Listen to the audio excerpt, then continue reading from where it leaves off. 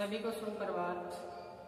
मैं शिषपाल में गुरुग्राम निजी कॉलेज चक 5 मीटर श्री विजयनगर में इस YouTube चैनल में आप सबका स्वागत है। तो हम BA पार्ट 3 में आधुनिक काव्य के अंतर्गत आज हम दुष्यंत कुमार के जीवन परिचय, इनकी कृतियां पे अध्ययन करेंगे। तो आप अपना रजिस्टर साथ में रजिस्टर पे अंकित करते जाएं। जितना भी आपको करवाया है तो साथ में उसका भी अध्ययन किया करें। चलें आगे। दुष्यंत कुमार, पहले अपने इनका जीवन परिचय के बारे में जाने। दुष्यंत कुमार का जन्म 1933 में हुआ था। 1933 में इनका जन्म हुआ। 1 दिसंबर बिजनौर जनपद यूपी में, उत्तर प्रदेश में इनका जन्म होता है। तो साथ में बोर्ड पे आप अंकित करते जाएं रजिस्टर पे। तो चले दुष्यंत कुमार।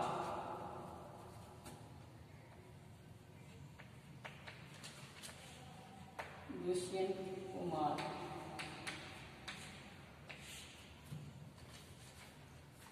इनका परिचय। दुष्यंत कुमार इनका जीवन परिचय। तो दुष्यंत कुमार का जन्म, इनका जन्म 1 दिसंबर 1933 ईस्वी में हुआ और बिजनौर जनपद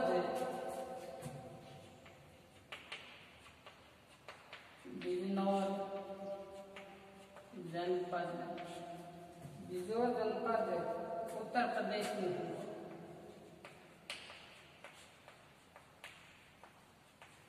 उत्तर प्रदेश में। आगे देखिए, शिक्षा इनकी हुई थी वो इलाहाबाद में।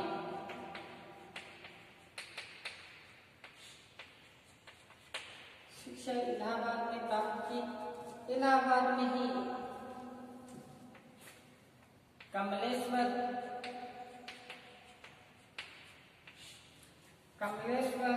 मार्कंडेय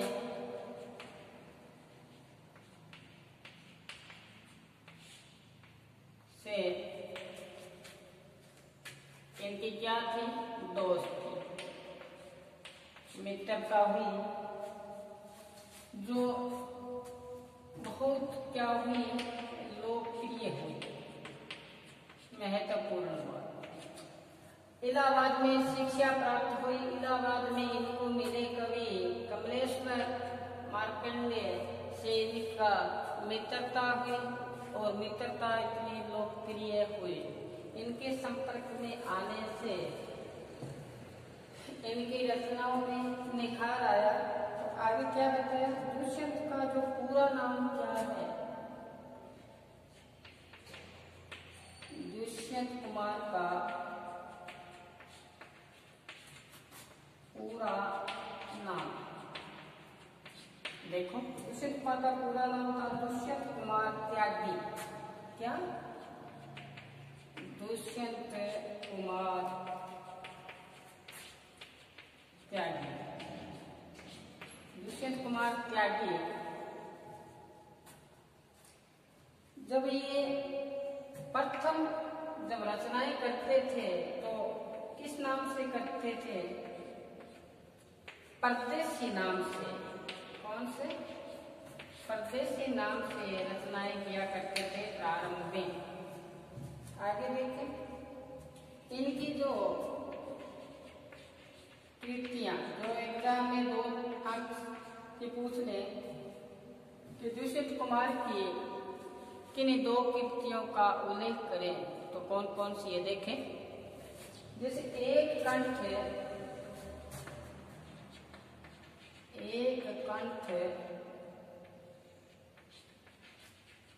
विस्पाई, बहुत महत्वपूर्ण है। एक कंठ विस्पाई और दूसरी रचना सूर्य का स्वागत,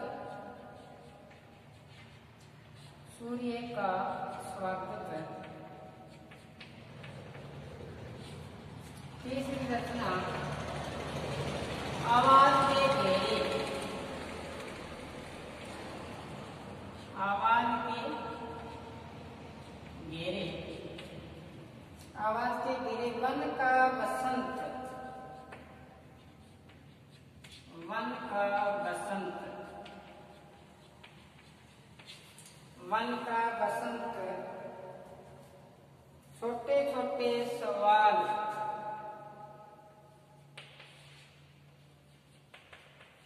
छोटे छोटे सवाल, छोटे छोटे सवाल,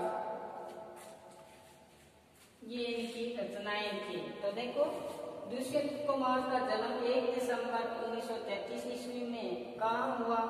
बिजनौर जनपद यूपी में हुआ। शिक्षा इलाहाबाद में प्राप्त की और इलाहाबाद में इनका मिलन हुआ कमलेश्वर मार्कंडेय से। इनकी घनिष्ठ दोस्ती हुई जो लोकप्रिय हुई। आगे दुष्यंत कुमार का जो नाम, पूरा नाम है दुष्यंत कुमार त्यागी। ये अपनी रचनाएं लिखते थे तो कौन से नाम से? परदेसी नाम से लिखते थे शुरू में। और इनकी कृतियां बहुत महत्वपूर्ण। एक कंठ विस्पाई, सूर्य का स्वागत, आवाज के घेरे, वन का बसंत, छोटे छोटे सवाल, छोटे छोटे सवाल। एक बार अपने रजिस्टर में ये अंकित करें, छोटे छोटे सवाल। और पहली रचना है एक कंठ विस्पाई, सूर्य का स्वागत, आवाज के घेरे, वन का बसंत, छोटे छोटे सवाल। अब आगे चलें।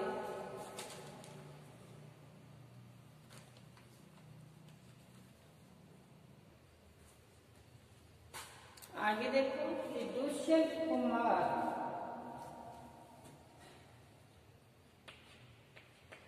दुष्यंत कुमार, दुष्यंत कुमार कितने वर्ष तक जीवित रहे? 42 वर्ष तक ही जीवन काल रहा इनका। जीवन में 42 जीवन में अपार ख्याति अर्जित की, अपार ख्याति अर्जित की। बहुत महत्वपूर्ण बात है। जीवन इनका 42 वर्ष ही रहा था, लेकिन इन 42 वर्ष में ही अपार ख्याति प्राप्त की। कहते ना, जीना थोड़ा ही भला, लाख वर्ष का जीना लेखे तेरे न कोई। चाहे कितना ही उम्र यहाँ व्यतीत करते हैं, अगर वो सार की बात नहीं है तो फिर फायदा नहीं है। यही बात यहाँ बताई है कि दुष्यंत कुमार की जो अवस्था थी, जीवन काल था, वो 42 वर्ष का ही रहा था। और 42 वर्ष के जीवन में अपार ख्याति क्या की थी? अर्जित की थी। निधन इनका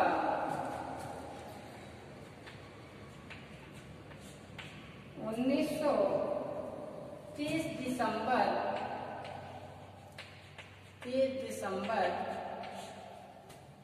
1975 में हुआ था। 75 ईस्वी में हो गया था। अब देखो, महत्वपूर्ण पंक्ति लिखने जा रहा हूं मैं, नोट करना। दुष्यंत ने केवल, दुष्यंत कुमार ने केवल देश के आम आदमी, देश के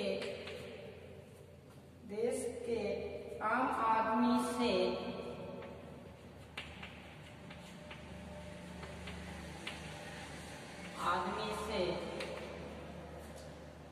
हाथ नहीं मिलाया, हाथ नहीं मिलाया। दुष्यंत कुमार ने केवल देश के आम आदमी से हाथ नहीं मिलाया, उस आदमी की भाषा को, उस आदमी की भाषा को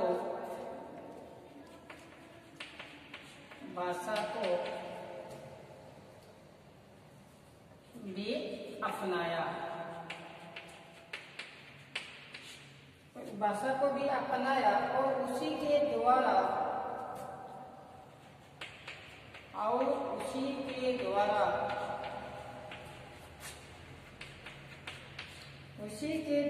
अपने दौर का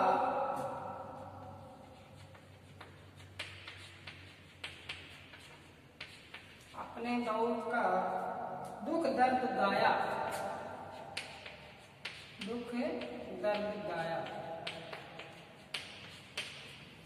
क्या बताया? दुष्यंत कुमार ने केवल देश के आम आदमी से हाथ नहीं मिलाया, उस आदमी की भाषा को भी अपनाया और उसी के द्वारा अपने दौर का क्या गाया? दुख दर्द भी गाया।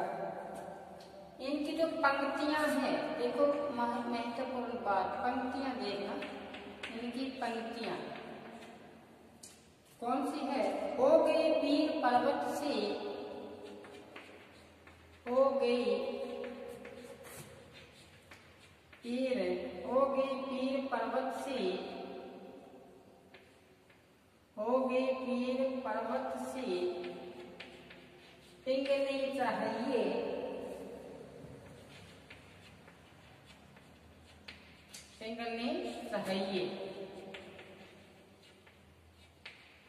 होगी पर्वत पीर से पिघलनी चाहिए, इस हिमालय से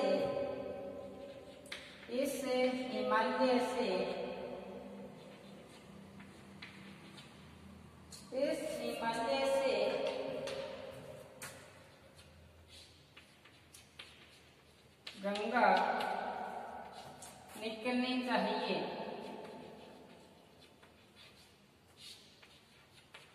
इनकी गजल है, क्या बताए कि हो गई पीर पर्वत से पिघलनी चाहिए, इस हिमालय से कोई गंगा निकलनी चाहिए। और दूसरी देखना कौन सी है? अब दीवार पर्दों की तरह हिलने लगी, अब दीवार पर्दों की तरह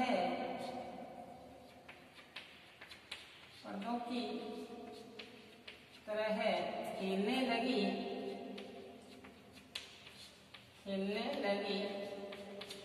अब दीवार पर्दों की तरह हिलने लगी, शर्त लेकिन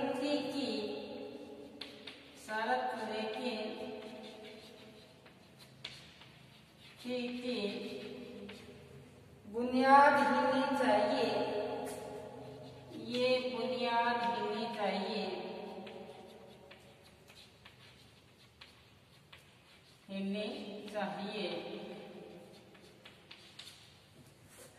अब दीवार पर्दों की तरह हिलने लगी, शर्त लेकिन थी ये कि बुनियाद हिलनी चाहिए।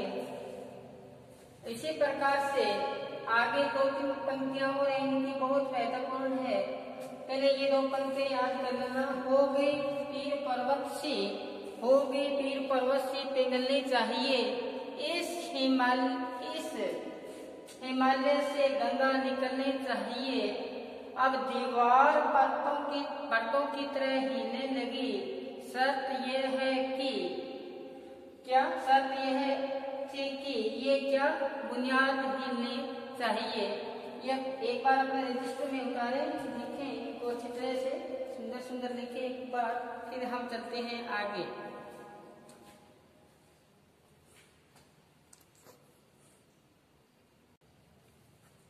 चलें आगे बताया कि सिर्फ हंगामा खड़ा करना मेरा मकसद नहीं, सिर्फ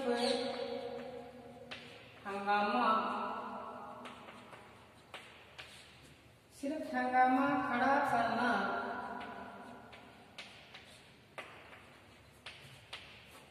मेरा मकसद नहीं, हंगामा खड़ा करना मेरा मकसद नहीं, मेरी कोशिश है कि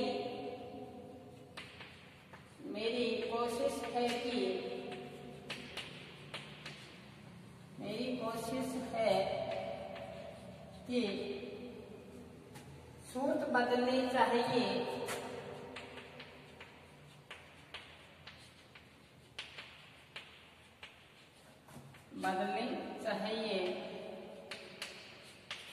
सिर्फ हंगामा खड़ा करना मेरा मकसद नहीं,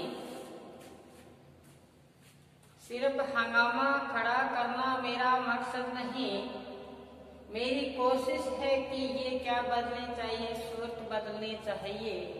और महत्वपूर्ण आगे देखो, आगे बताए है मेरे सीने में नहीं, मेरे सीने में नहीं, मेरे सीने में नहीं, तो तेरे सीने में, तो तेरे सीने में, तेरे सीने में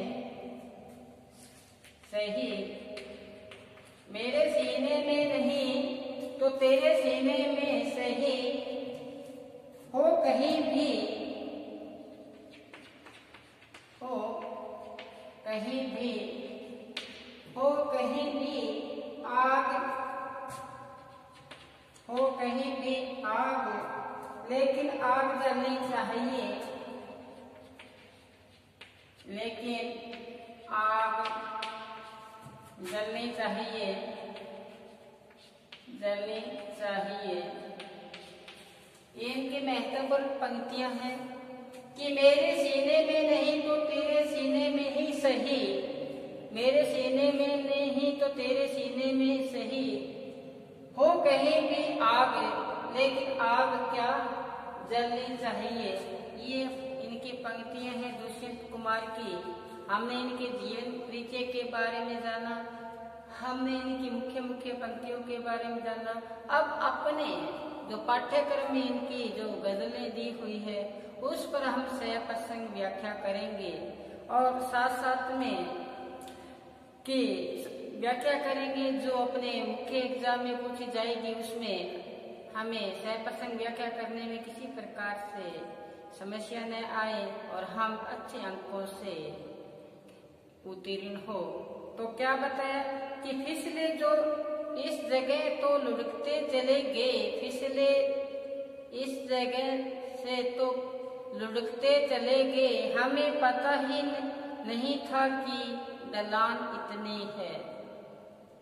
एक एक शब्द में गागर में सागर भरा पड़ा है, बड़ी गहराई लिए हुए ये शब्द है कि वो आदमी नहीं मुकम्मल बयान है, वो आदमी नहीं मुकम्मल बयान है, माथे पर जिसके चोट का क्या है निशान है। वो आदमी नहीं मुकम्मल बयान है, माथे पर उसके चोट का गहरा निशान है। वे समान कुछ नहीं फटे हाल है मगर, समान कुछ नहीं फटे हाल है मगर, झोले में उसके पास, झोले में उसके पास क्या है कोई संविधान है। वो आदमी नहीं मुकम्मल क्या है बयान है, उसके माथे पर चोट का क्या है गहरा निशान है। तो हम शुरू करने जा रहे हैं सह प्रसंग व्याख्या। तो अपने ये उनकी मुख्य मुख्य पंक्तियां पहले लिख लो। तो चले आगे, चले देखो क्या बताए। वो आदमी नहीं है, वो आदमी नहीं है,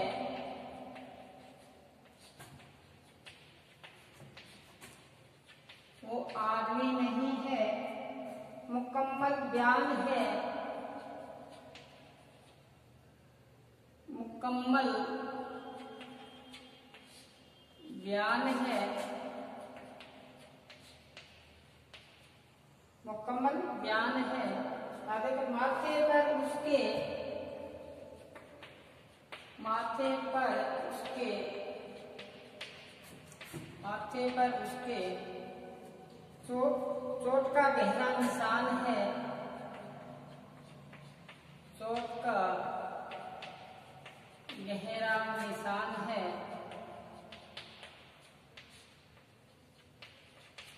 और कर लेते साथ साथ में। वे कर रहे हैं, वे कर रहे हैं, वे कर रहे हैं इसक पे,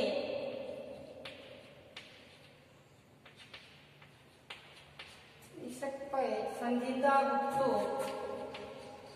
संजीदा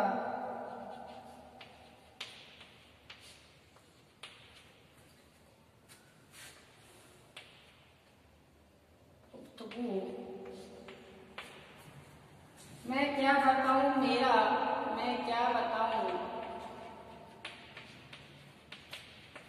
मैं क्या बताऊं मेरा, मेरा कहाँ और ध्यान है, कहाँ और ध्यान है। तो कवि ने क्या बताया है, पहला देखो वो आदमी नहीं मुकम्मल बयान है, माथे पर उसके चोट का निशान है।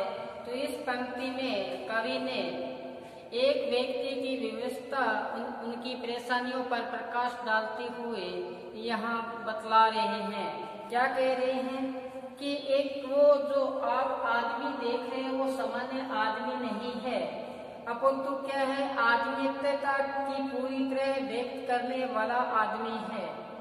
वो आदमीयता को व्यक्त करने वाला क्या है, पूरा आदमी है। और आगे क्या बताया, क्योंकि वो सांसारिक जीवन की विविधता और मजबूरियों को झेलता हुआ भोगता हुआ चोट खाकर आगे बढ़ रहा है। माथे पर उसके क्या है, चोट का निशान है।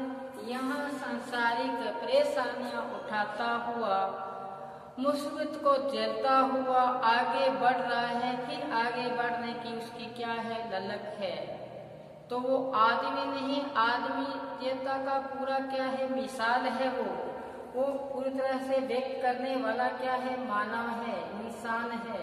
और संसार की बाधाओं को आगे से आगे पार करता हुआ अपने मंजिल की ओर जा रहा है। तो इसमें समकालीन जीवन की वास्तविकता की क्या की है, वेदना की है कि जो अपने अब चल रहा है उसी समकालीन जो व्यक्ति है उसके जीवन की वास्तविकता झलक देखने को इस गजल के माध्यम से मिलती है कि वो आदमी नहीं मुकम्मल क्या है, मुकम्मल का आशय है पूरा आदमीयता या मानव है। वो इस संसार को परेशानियों को उठाता हुआ शोषण का शिकार होता हुआ फिर भी अपने कदम आगे आगे बढ़ा रहा है, ये बताया है।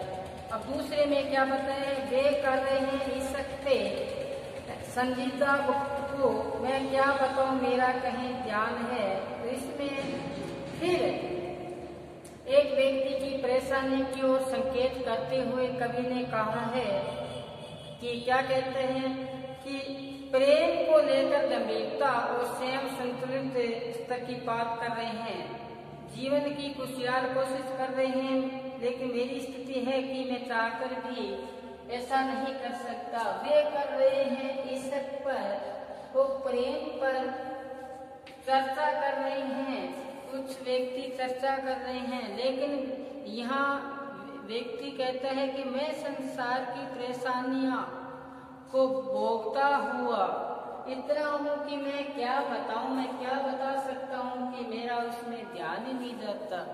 मैं भी इस संसार में क्या करना चाहता था, स्नेह करना चाहता था, लगाव रखना चाहता था, लेकिन मैं इतनी शोषण से मैं इन संसारिक बाधाओं में आकर पड़ गया। तो ये कवि ने यहाँ बताया है। तो क्या बताया, चाहकर भी परेशानियों से मैं मुक्त नहीं हो पा रहा। तो खुशहाल जीवन यापन को लेकर यहाँ पर क्या की गई है, वेदना की गई है इस गजल के माध्यम से। तो हमने दो गजलों पर प्रकाश डाला कि वो आदमी नहीं मुकम्मल क्या है, ध्यान है, जिसके माथे पर चोट का गहरा निशान है।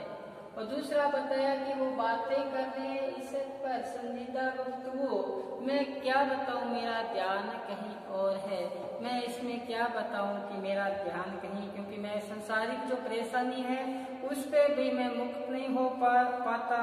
अपनी समस्या, मेरा मेरा ध्यान कहाँ पे है, समस्याओं पे ही रहते हैं, फिर इस पे कहाँ जाएगा। तो आज हमने शुरू किया, उनका जीवन परिचय के बारे में जाना, दुष्यंत कुमार का, उनका पूरा नाम जाना, उनकी शिक्षा, उनकी रचनाएं और कौन इनके दोस्त बने, इनके बारे में हमने चर्चा की। कल फिर हम दुष्यंत कुमार के रचनाओं के साथ फिर हाजिर होंगे। तब तक आप घर पर रहें, सुरक्षित रहें, पढ़ते रहें। धन्यवाद।